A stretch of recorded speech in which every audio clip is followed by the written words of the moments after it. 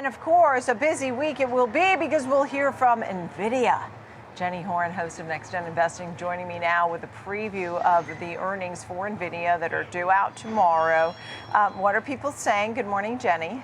Good morning, Nicole, and I am sure a week we will discuss heavily all of the expectations and various, market right now analysis regarding Nvidia, because I know there's still a slew of economic data to be released this week and some Fed commentary, but I think no doubt this is the most important event we'll see really for the markets this week. So we did see this. This has become the poster child of the AI boom.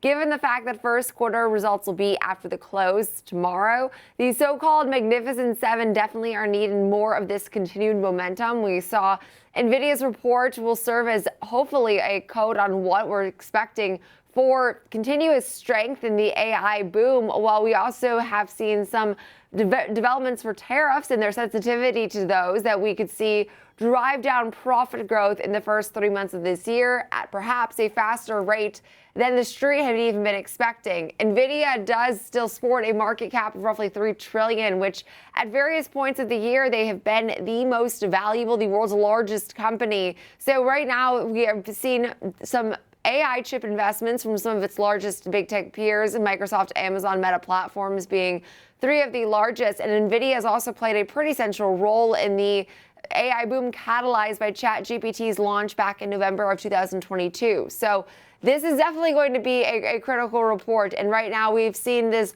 far from exuberance as far as the overall levels of U.S. equities that has also still definitely weighed on a name like Nvidia. Although, as you can see from the daily chart there, this name has actually made a pretty decent comeback on the year, as now we are still down about 4.5% in 2025, while also about 14% off of highs in this name, while also remaining off of lows that we touched, back early April by about 51.5%. So month of May has been pretty strong for a lot of these tech names. Nvidia has been no exception. They're up 20.5% now.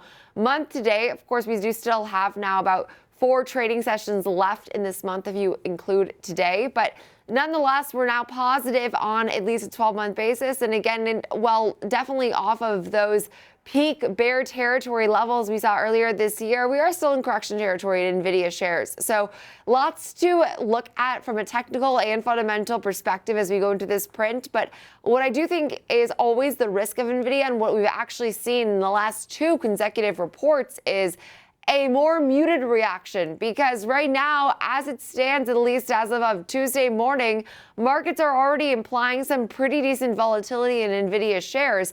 But the last 2 reports, we've actually seen a whole lot of nothing, which is still, I think, a risk to be prepared for. If you're expecting huge volatility on the back of this announcement, we could always see a whole lot of nothing. That would surprise me, honestly, this report, just given the read-through on tariffs, China, so much of the semiconductor trade. But it's been a bit of a mixed picture for tech as far as post-earnings moves. And I'm sure with Nvidia, it'll be no exception, Nicole. So it's amazing now because it's coming in here at a time where we're seeing some optimism for tech, right? Today, we're going to see some good news. You're seeing Nvidia already up in the pre-market, up 2.5%.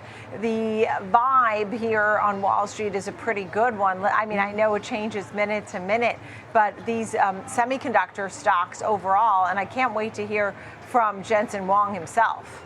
I agree, and I think that it helps that they've already disclosed, an expected impact from some of the overall export controls. And mind you, a lot of this was not to be super unexpected.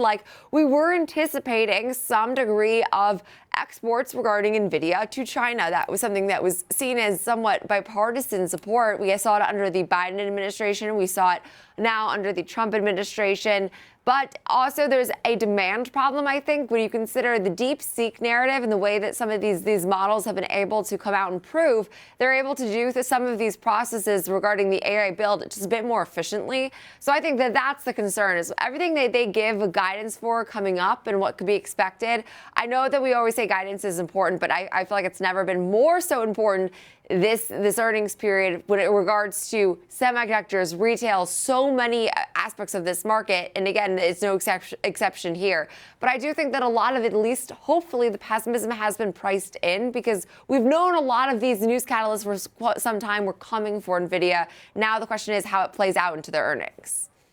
All right. And then what about Tesla? Because that is looking good. I mean, now that we have Elon Musk focusing on Tesla more than Doge, and he's back and talk about sleeping everywhere. I mean, what are some of the details on this one?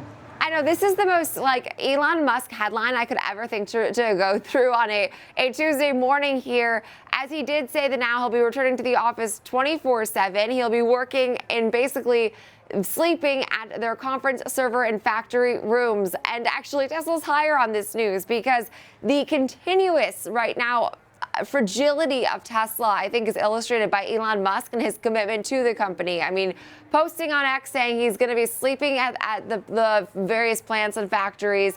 He also has been notorious for expecting this somewhat back of his employees, but I guess I would make the argument there they're not the ones who have been at question of like their lack of focus or commitment to the brand. His ties have definitely been a bit skewed, given the fact that he's been so committed to Doge as of late, or XAI, or just the platform of X. But also coinciding with this news, his recommitment to Tesla, is that Tesla saw its European sales plummet by almost 50% last month, even as the broader market for EV cars actually saw growth within the region, according to some data we got earlier today. Sales of Tesla vehicles in 32 European countries fell 49% to just over 7,200 in April, from around 14,000 in the same month a year ago. So that's a notable drop. I always do think it's important to note, though, that this entire region makes up less than 3% of Tesla's sales. So while it's important, the narrative in the U.S. and to China especially is still far more important than what we're seeing in Europe, although unfortunately this has been now a continuous trend. We've seen several months of contraction, Nicole.